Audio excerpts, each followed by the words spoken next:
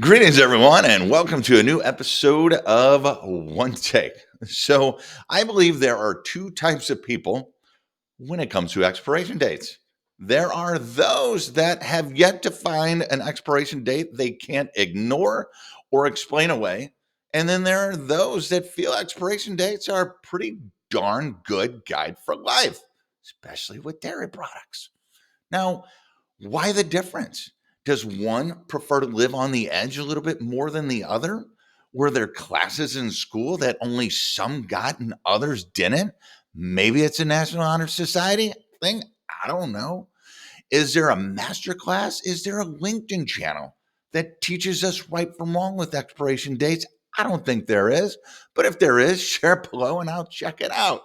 So, how do we come to such a difference? Well, let's dive into that a little bit. So, in my house, the rule following planner significant other of mine is the one that can completely ignore expiration dates. They're put on there for whatever reason.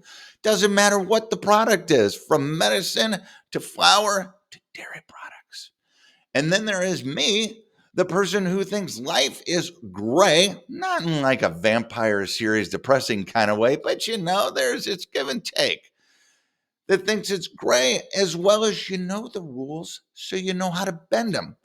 Though I believe that expiration dates are a pretty darn good thing. So why the difference? Well, when it comes to expiration dates, it could be something as simple as whether you like the product or not. It could be whether you paid for the product or not. It could be a combination of those. It could be how you were raised. It could be what your parents did, what your grandparents did, whatever. It could be a socioeconomic thing. It could be an education thing. Who the hell knows? But the moral of the story, though, is that even the smallest of things are understood, and valued differently amongst different people. And we have a tendency as people, as sales professionals, as leaders, as loan officers, to sometimes assume we know what is known and understood and what is valued and how it is valued by the people around us. And that just isn't the case always. It depends on their life, their understanding of things. Though I stand by the fact that if a spice is expired for over a year, it should go to the trash. But spices aside, keep in mind that assumptions are all around us. And our job isn't to assume we understand what someone else is going through or what they've been through.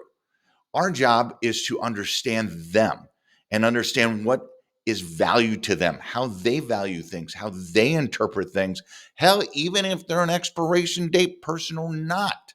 It's not our job to assume, it's our job to understand them. This has been One Take. Make it a great day.